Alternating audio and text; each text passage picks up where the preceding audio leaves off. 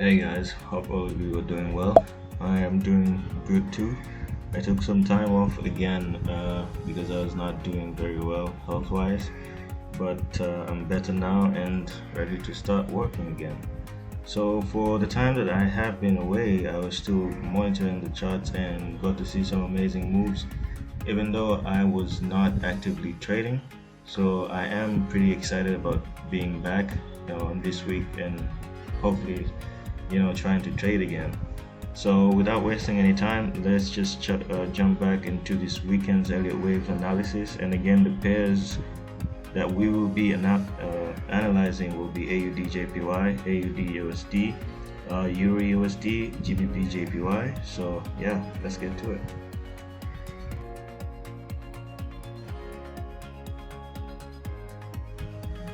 Alright, so starting with the AUD JPY on a 4 hours time frame, you can see that this pair has pretty much just been ranging for a couple of days now in this range over here, and nothing much has been happening because the price has failed to break on either side, whether to the upside or to the downside. So for me, technically on this week, even though my bias is still pretty much to the downside, I will still have to wait until when the price has committed to break on either side, whether it is to the upside or to the downside. Now the overall bias for me is still pretty much to the downside, because if I zoom out, you can see that for me my leveling says that we're currently on wave 3 going to the wave 4. Now according to the guidelines, the wave 4 usually terminates around 38.2% on the fib levels, of which this time has not been tapped yet. And I know this is not a must, that's why it is a guideline. It can touch it, sometimes it doesn't touch it, and it retraces. But because, considering the fact that this looks like an impulsive move with a corrective, most of the time when you see an impulsive corrective, then again you need to have a move again to the downside to, like, if you see when you see an impulse followed by a correction, most of the time when that correction is ending or that correction has ended, you will see a continuation to finish that impulsive move. So again, if you even look at my labeling, I have a WXY, so that means you have an ABC forming a W, ABC forming an X, and then here you have waves like an A, B, again going down to finish the wave C. So that's why ultimately for me, let me just go down to the 1 hour time frame. When we go down again to the 1 hour time frame, you can now clearly see what I was referring to in the beginning. You have this retracement over here, of which for me this looks like a wave A. You have 3 waves to the upside, which is wave B, and then you have this impulsive move to the downside, of which for me this impulsive move is wave C. Now after that, after seeing these 3 waves, then the correct labeling here should be wave A.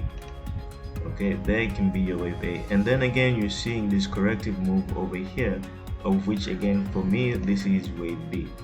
Now the only last wave that remains after this is wave C. That's why my overall bias is to wait to trade this move to the downside. Now as you can see on these lines that I've already put in this chart, the price action can break in 2 ways. Essentially, the first way, it can break to the upside to come and retest this level. Let me just remove this line.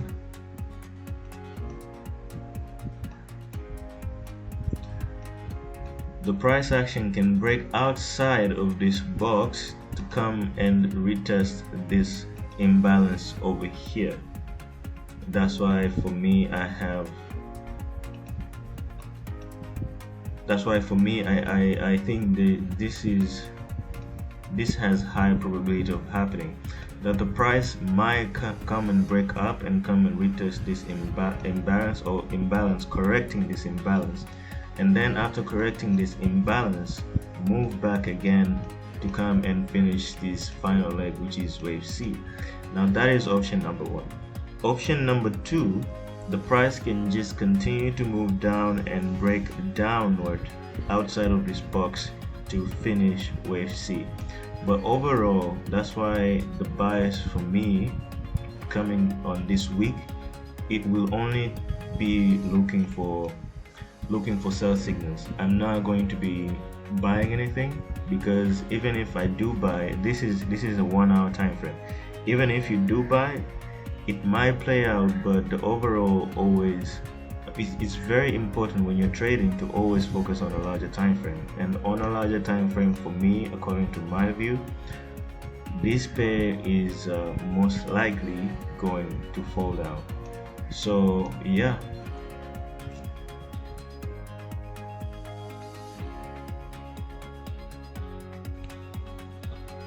Alright, again, looking at the AUD USD on a 4 hours time frame, you can see that we've already had this this beautiful impulse to the downside, of which it came and it broke this level down here that also can signify a change of character in the price action, signifying that potentially this up move that was the predominant move has been completed, and now we might have to start expecting or looking for a continuation to the downside. So anyways, looking at this move, you can see this was on Friday from 4 p.m. Okay, you can see that the way this candle broke this level and then it closed up and above it. For me, when I'm counting at this impulse, the downside, wait, let me just go to the 1 hour because it breaks down better. When you go to the 1 hour time frame, you can choose to count it. You count this as a 1, 2, 3, 4, 5, which means that this impulsive move is completed. But when I look at this move right now at this point, I do not particularly believe that this is the wave 4 of the major move. So I am still expecting to see that wave forming by next week.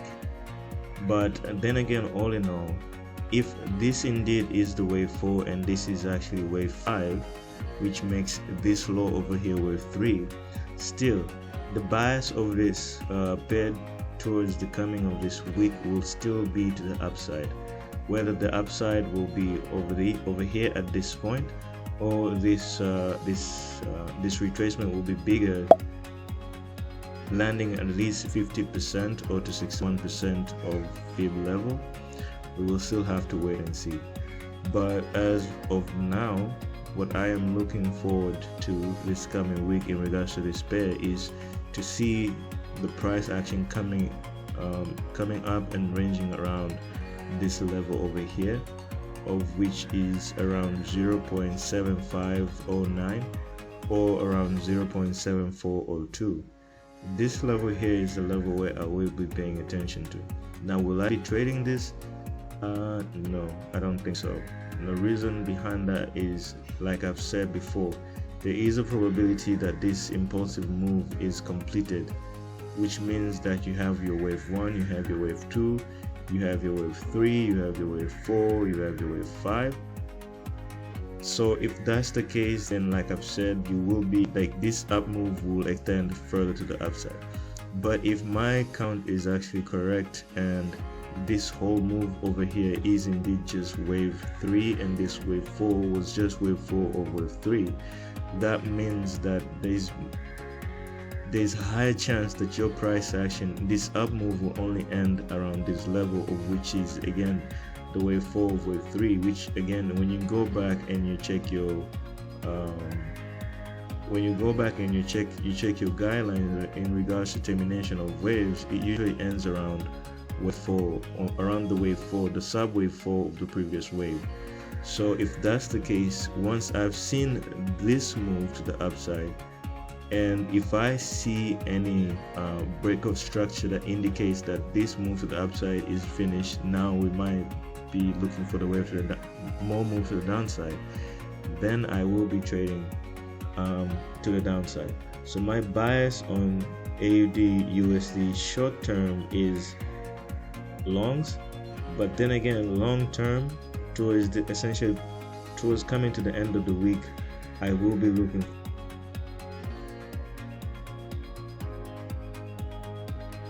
Alright, looking again on the Euro USD 4 hours time frame.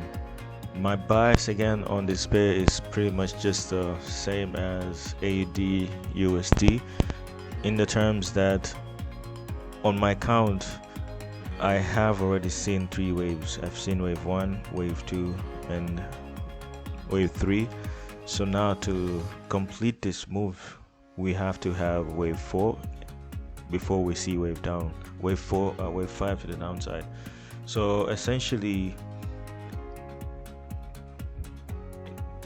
the same rules generally they still apply in terms of what I will be looking forward to this coming week. Now when you go down to the 1 hour time frame, time frames, these levels over here is what I will be targeting, especially when it comes to knowing where to enter my trades, in a sense that when I see the prices are coming up and above to these levels, this is when now I will start paying attention on the price action, seeing how I can take advantage to it.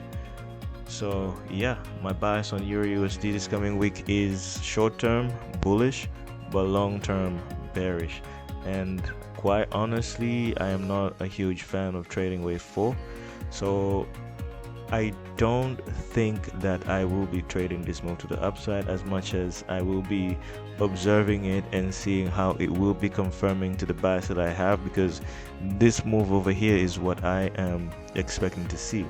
But this move to the downside is confirmed by this move to the upside. So if this move to the upside does indeed go up to this level and then you start seeing signs of reversal to the downside, that means this move to the downside is confirmed. But if this price action continue to push up and up and up and up, most likely this bias is not correct, so it completely invalidates this move over here. So again, I am seeing an up move on Euro USD, but long term I am expecting this pair to continue to move to the downside.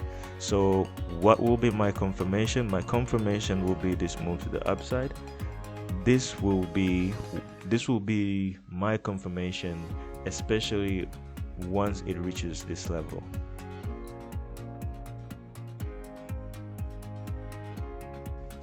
Now on the GBP JPY, starting on a daily time frame, you can see that I think this was on Monday. Yeah, since Monday, Tuesday, Wednesday, Thursday, we have been on this bullish run for the entire week last week, and essentially this bullish move was part of the corrective wave B to the upside, because as you can see on this price action over here, you can see that we did have this corrective move to the downside, and then we had this up move, down move again, and then now we're in these 5 waves moves to the upside.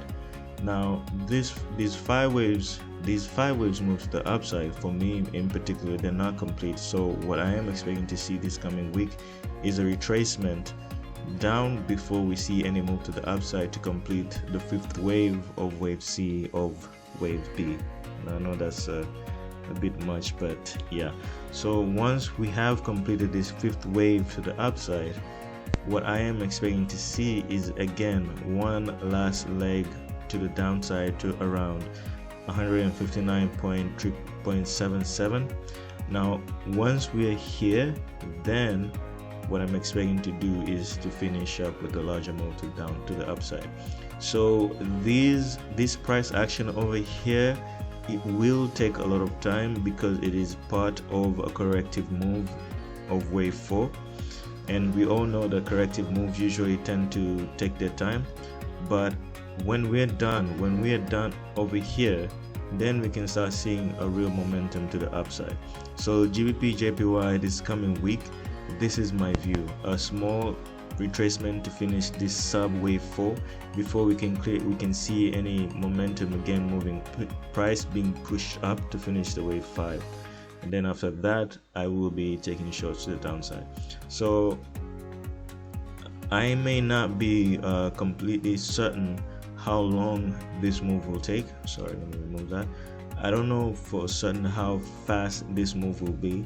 You might find that just by waiting until Monday afternoon or even on Tuesday, this move is already completed and we're already up on this move. But regardless, what I will be interested in trading will be this move to the upside. This fifth wave to the upside is what I will be interested to trade. Now the termination again of this wave are not very clear to me, in terms that you have this big imbalance over here all the way up here essentially, and price usually tend to correct these imbalances. Now will that be the case in regards to this move to the upside?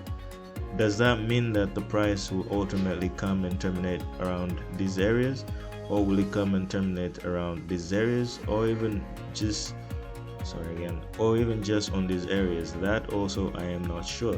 That's why I think if you end up entering into a trade like this, it's very important for you to either choose where you want to take your stop, you take profits, or just trail your stop loss until when the price hits your stop loss and stop you out. So I think in this regards to this trade, that will be the way that I will be managing this trade, because I am not certain where the price will terminate with certainty. But in terms of the bias, yes, I am expecting to see a down move before a fifth last move to the upside, and then the bigger move to the downside. Alright, that's it for this week's analysis. And again, I'll just like to thank you all for the support that you guys have been giving us with all the views that we've been receiving. And yeah, we're doing our best to be consistent and putting up more content that will be valuable for all of you guys. Yeah, wish you all have the best of luck this week, and until next week, all the best.